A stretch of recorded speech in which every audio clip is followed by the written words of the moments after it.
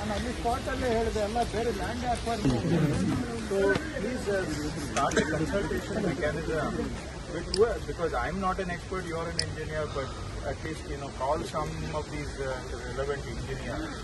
Please arrange for a discussion sometime in the first week of the session.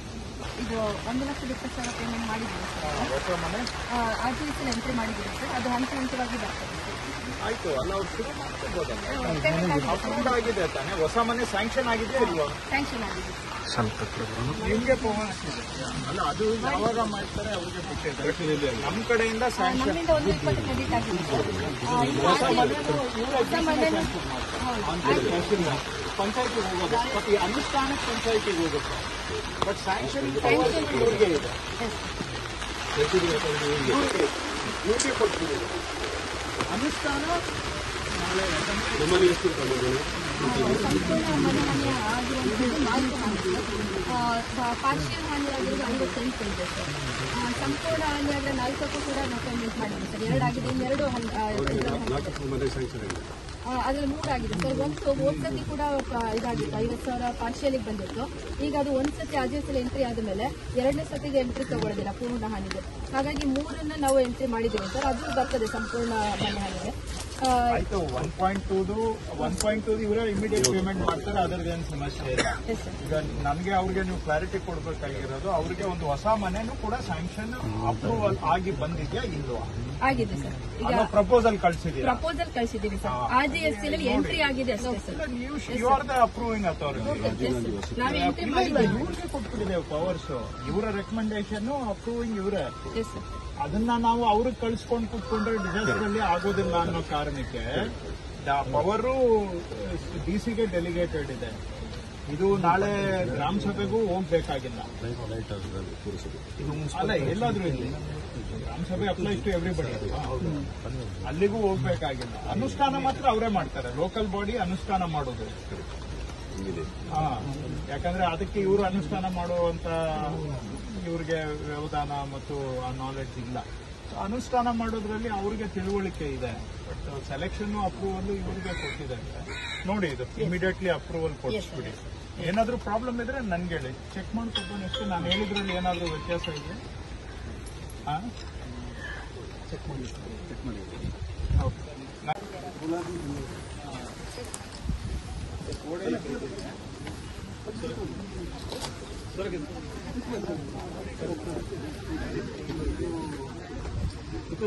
ಹೇಗೆ ಬಿದ್ದಿದ್ದು? ಏನಾದರೂ ಇದು mostly ಬರೀ ಅದೇ ಕಟ್ಟಿದ್ದಾರೆ ಗೋಡೆನಾ? ಮನೆ ಗೋಡೆ ಕಡೆ ಇದು ಕ್ರೆಡಿಟ್ ಆಗ್ತದೆ ಸರ್. ಅಕೌಂಟಲ್ಲಿ 8,000 ಇದೆ, ಅಕೌಂಟಿಗೆ ಕ್ರೆಡಿಟ್ ಆಗ್ತದೆ. ಇವತ್ತು ಮಧ್ಯಾಹ್ನ ಇದೆ. ಯಾವಾಗ ಬಿದ್ದಿದೆ? ಯಾವಾಗ? ಜಾಸ್ತಿ ದಿನ ಆಗುತ್ತೆ.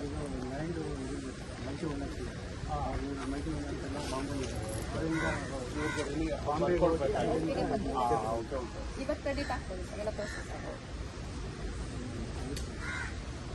ಹೊಸ ಮನೆ ಸ್ಯಾಂಕ್ಷನ್ ಆಗಿದೆ. 1,24 ಸೆಕ್ಷನ್ ನಮ್ಮ ಅಕೌಂಟಿಗೆ 1,20,000 ಅಕೌಂಟಿಗೆ ಹೋಗಿರುತ್ತೆ. ಈ ಮಧ್ಯಾಹ್ನದೊಳಗೆ ಕ್ರೆಡಿಟ್ ಆಗ್ತದೆ. ಈಗ ಹೊಸದು ಮನೆ ಹಾಕೊಡ್ತೇವೆ. ಈಗ ಇದು ಅಲ್ಲದೆ ನಿಮ್ಗೆ ಇವ್ರಿಗೆ 1.5 ಲಕ್ಷ ಬರುತ್ತಾ? 1,20,000 1.5 ಬರುತ್ತೆ. ಈಗ ಕಡಿಮೆ ಆಗಿದೆ ಸರ್. ಲಾಸ್ಟ್ ಇಯರ್ ಬೇರೆ ರಾಲ್ಸ್ ಇತ್ತು, ಈಗ 1.20. ಮನೇನು ಇದಲ್ಲದೆ ಈ ಅಮೌಂಟ್ ನಿಮ್ಗೆ ಕ್ಯಾಶ್ ಬಂದಿದೆ. ನೆಕ್ಸ್ಟ್ ನೀವು ನಿಮ್ದೊಂದು ದೇವರಾಜ್ ಅರಸು ಹೌಸಿಂಗ್ ಸ್ಕೀಮ್ ಅಲ್ಲಿ, ಅಂದ್ರೆ ಮನೆ ಯೋಜನೆಯಲ್ಲಿ ಒಂದು ಮನೆನೂ ಹಾಕೊಡ್ತೇವೆ. ಈ ದುಡ್ಡು ಅದು ಉಪಯೋಗಿಸಿ ನೀವು ಮನೆ ಕಟ್ತೀವಿ. ಸೊ ಇದು ಅದು ಸೇರಿದ್ರೆ ನಿಮ್ಗೆ 2.5 ಲಕ್ಷ ಬರುತ್ತೆ. ಅದರಲ್ಲಿ ಮನೆ ಕಟ್ಕೊಳ್ಬೋದು. ಯಾರ್ಯಾರಿದ್ದೀರಿ ನೀವು? ಈಗ ಎಲ್ಲಿ ವಾಸ ಇದ್ದೀರಿ? ಮಳೆ ತುಂಬಾ ಜೋರ್ ಬಂದಿತ್ತು ಸರ್. 3 ಸೈಡ್ ಕೂಡ ಬ್ರೇಕ್ ಟ್ರ್ಯಾಕ್ ಆಗಿದೆ. ಅವತ್ತೇ ಬಂದು ನಾವು ಕೂಡ ಬಂದು ಶಿಫ್ಟ್ ಮಾಡಿಸಿ ಹೋಗಿ. ಒಳ್ಳೇದು ಮಾಡಿ, ಬಾಡಿಗೆ ಪಕ್ಕದ ಬಾಡಿಗೆ ಒಳ್ಳೇದು ಮಾಡಿ. ಅಟ್ಲೀಸ್ಟ್ ಇಲ್ಲ ಅಂದ್ರೆ ಅದನ್ನ ಇಲ್ಲಿ ವಾಸ ಮಾಡೋದಿದ್ರೆ ಮತ್ತೆ ಅಟ್ಲೀಸ್ಟ್ ಪ್ರಾಣ ಆದರೂ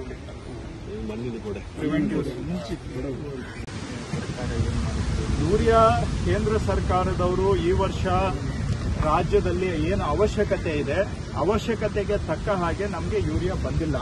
ಇನ್ನೂ 15-20% ಕೇಂದ್ರದಿಂದ ನಮಗೆ ಬರಬೇಕಾಗಿದೆ. ಈ ವರ್ಷ ರಾಜ್ಯದ ಕೆಲವು ಭಾಗದಲ್ಲಿ ವಾಡಿಕೆಗಿಂತ ಮೊದಲು ಮಳೆ ಆಗಿರುವುದರಿಂದ ಬಿತ್ತನೆನೂ ಕೂಡ ವಾಡಿಕೆಗೆ ಮೊದಲೇ ಕೆಲವು ಜಿಲ್ಲೆಗಳಲ್ಲಿ ಆಗಿದೆ. ಈ ಎಲ್ಲಾ ವರದಿಯನ್ನ ನಾವು ಕೇಂದ್ರ ಸರ್ಕಾರಕ್ಕೆ ಸಲ್ಲಿಸಿದ್ದೇವೆ. ಅವರಿಂದ ನಮಗೆ ಇನ್ನೂ ಒಂದು 20% ಯೂರಿಯಾ ಬರಬೇಕಾಗಿದೆ. ಪತ್ರನೂ ಬರೆದಿದ್ದೇವೆ ರಾಜ್ಯ ಸರ್ಕಾರದಿಂದ. ಕೇಂದ್ರದ ಮಂತ್ರಿಗಳು ಕರ್ನಾಟಕದಿಂದ ಆಯ್ಕೆ ಆಗಿರೋರು ಅವರೆಲ್ಲರಿಗೂ ಪತ್ರ ಬರೆದು ಮನವಿ ಮಾಡಿದ್ದೇವೆ. ನಾವು ರಾಜ್ಯಕ್ಕೆ ಇನ್ನೂ 20% ಹೆಚ್ಚು ಯೂರಿಯಾ ಬೇಕಾಗಿದೆ, ಇದನ್ನ ಒದಗಿಸಿಕೊಡ್ಬೇಕು ಅಂತ. ಆದರೆ ಇಲ್ಲಿಯವರೆಗೂ ಕೂಡ ಕೇಂದ್ರದ ರಾಜ್ಯದಿಂದ ಮಂತ್ರಿ ಆಗಿರುವವರಾಗಲಿ ಕೇಂದ್ರದಲ್ಲಿ ಅಥವಾ ಕೇಂದ್ರ ಸರ್ಕಾರ ಆಗಲಿ ನಮ್ಮ ಮನವಿಗೆ ಸಕಾರಾತ್ಮಕವಾಗಿ ಸ್ಪಂದಿಸಿಲ್ಲ. ಇರುವಂತಹ ಯೂರಿಯಾದಲ್ಲಿ ಆದಷ್ಟು ನಮ್ಮ ಡಿಸಿಗಳು, ಎಸ್ಪಿಗಳು, ಪೊಲೀಸ್ ಆಫೀಸರ್ಸ್ ಎಲ್ಲರೂ ಸೇರಿ ಇರುವ ಯೂರಿಯಾನ ವಿತರಣೆ ಮಾಡತಕ್ಕಂತಹದನ್ನ ಆದಷ್ಟು ಜವಾಬ್ದಾರಿಯಿಂದ ನಾವು ಮಾಡ್ತಾ ಇದ್ದೇವೆ. ಆದರೆ ರಾಜ್ಯದ ಪರವಾಗಿ ನಾನು ಆಗ್ರಹ ಮಾಡ್ತಾ ಇದ್ದೇನೆ ಕೇಂದ್ರ ಸರ್ಕಾರಕ್ಕೆ, ನಾವು ಬೇಡಿಕೆ ಸಲ್ಲಿಸಿರುವ ಇನ್ನೂ ಒಂದು 20% ಯೂರಿಯಾವನ್ನ ಕೊಡಬೇಕು ಅಂತ ನಾನು ಆಗ್ರಹ ಮಾಡ್ತಾ ಇದ್ದೇನೆ. ಈ ಜಿಲ್ಲೆಯಲ್ಲಿ 2-3 ಟೆಕ್ನಿಕಲ್ ಎಕ್ಸ್ಪರ್ಟ್ಸ್ ಅನ್ನ ಕನ್ಸಲ್ಟ್ ಮಾಡಬೇಕು. ಅದರ ಆಧಾರದ ಮೇಲೆ ನಾವು ಒಬ್ಬ ಜನರಲ್ ಅಡ್ಮಿನಿಸ್ಟ್ರೇಟರ್ ಆಗಿ ನಾವು ತೀರ್ಮಾನ ಮಾಡಬಹುದು ಯಾರ್ದು ಸಜೆಷನ್ ಸೂಕ್ತ ಅಂತ. ಅದನ್ನ ಅನುಷ್ಠಾನಕ್ಕೆ ತರುವಂತದ್ದು ಮಾಡ್ತೇವೆ. ಹಿಂದೆ ಅವರು ಏನ್ ಮಾಡಿದ್ದಾರೆ ಬಿಟ್ಟಿದ್ದಾರೆ ಅದ್ರ ಬಗ್ಗೆ ನಾನು ಮಾತಾಡ್ಲಿಕ್ಕೆ ಹೋಗಲ್ಲ. ನಾವು ಹೇಳ್ತಾ ಇದ್ದೇವೆ 300 ಕೋಟಿ ರೂಪಾಯಿ ಮಾಡಬೇಕು ಅಂತ ಮುಖ್ಯಮಂತ್ರಿಗಳು ಹೇಳಿದ್ದಾರೆ. ಅದಕ್ಕೆ ನಮ್ಮ ಸರ್ಕಾರ ಬರ್ತದೆ. ಇದಕ್ಕೀಗ ನೀವು ವೈಜ್ಞಾನಿಕವಾಗಿ ಏನಾದರೂ ಸಮೀಕ್ಷೆ ಇಂಥದ್ದೇನಾದರೂ ಅವರು ಹೇಳಿದ್ರಲ್ಲ, ಈಗ ನಿಮ್ಮ ಮುಂದೆನೆ ಅವರು ವಿವರಣೆ ಕೊಟ್ಟಿದ್ದಾರೆ. ಮೆಡ್ರಾಸ್ನ ಇಂಡಿಯನ್ ಇನ್ಸ್ಟಿಟ್ಯೂಟ್ ಆಫ್ ಟೆಕ್ನಾಲಜಿ ಅವರು ಕೆಲವು ಶಿಫಾರಸುಗಳನ್ನ ಕೊಟ್ಟಿದ್ದಾರೆ. ಈಗ ಕಲ್ಲು ಹಾಕುವಂತಹದ್ದಾದ್ರೆ 100 ಮೀಟರ್ಗೆ ಒಂದು 1.5 ಕೋಟಿಯಷ್ಟು ಆಗತ್ತೆ. ಈಗ ಅವರು ಕೊಟ್ಟಿರೋ ಸಜೆಷನ್ ನೋಡಿದ್ರೆ 100 ಮೀಟರ್ಗೆ 15 ಕೋಟಿ ಆಗುತ್ತೆ. ಇದನ್ನು ಕೂಡ ನಾವು ಸಾಧಕ ಬಾಧಕ ನೋಡಬೇಕು. ಖರ್ಚು ಮಾಡುವಾಗ ಎಷ್ಟು ಅದರ ರಿಸಲ್ಟ್ ಏನು, ರಿಸಲ್ಟ್ಗೆ ತಕ್ಕ ಹಾಗೆ ಖರ್ಚು ಮಾಡುವಂಥದ್ದೆಲ್ಲ ಇರುತ್ತೆ. ಸೊ ಅವರು ಹೇಳ್ತಾ ಇದ್ದಾರೆ ಮೆಡ್ರಾಸ್ನ IIT ಅವರು ಕೆಲವು ರೆಕಮೆಂಡೇಶನ್ ಕೊಟ್ಟಿದ್ದಾರೆ ಅಂತ. ನಾನು ಕೂಡ ಅದು IIT ಅವರು ಇರ್ಬೋದು ಅಥವಾ ಗವರ್ಮೆಂಟ್ ಆಫ್ ಇಂಡಿಯಾ ಏಜೆನ್ಸೀಸ್ ಇರ್ಬೋದು, ಟೆಕ್ನಿಕಲಿ ಯಾರು ಎಕ್ಸ್ಪರ್ಟ್ಸ್ ಇದ್ದಾರೆ ಅವ್ರನ್ನ ಕರೆಸಿ ಮಾತಾಡ್ತೇವೆ. ಸೊ ಅದರ ಆಧಾರದ ಮೇಲೆ ತೀರ್ಮಾನ ಮಾಡ್ತೇವೆ.